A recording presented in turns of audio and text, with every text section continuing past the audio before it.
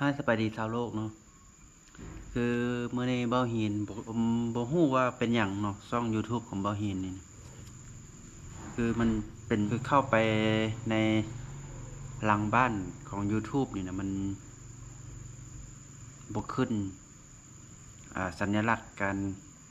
รับเงินนี่นะมันเป็นสีเขียวนะมันบ่ฮู้ว่ามันเป็นยอดหยังเนาะหรือว่าเป็นนำระบบมันบ่หรือว่ามันเป็น YouTube มันระงับการสร้างรายได้ของเบ้าหินก็บ่ฮู้เนาะในมันเป็นแบบนี้เห็นบ่มันปกติมันจะขึ้นมี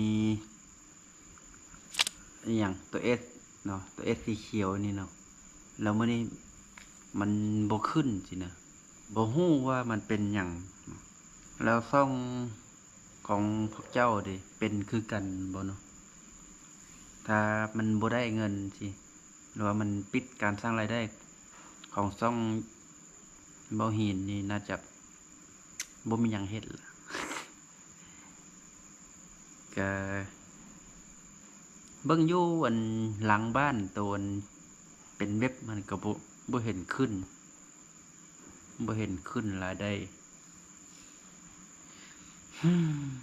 แต่ว่ามันบ่มีเมลเตือนเลยว่ามันเป็นหยังเนาะ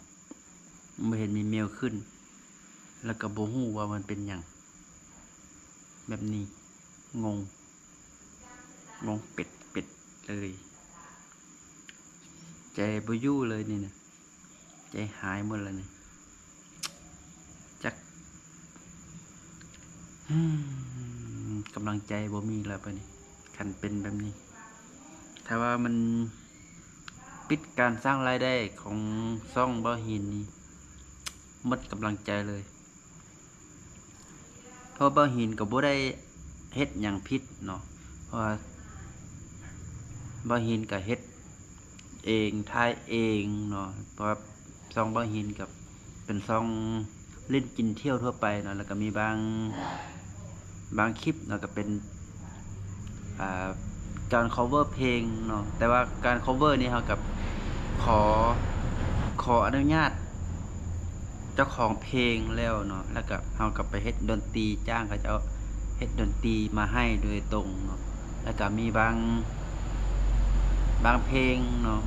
ที่บ่หินใช้ AI เนาะใช้ AI เจนออกมาเนาะ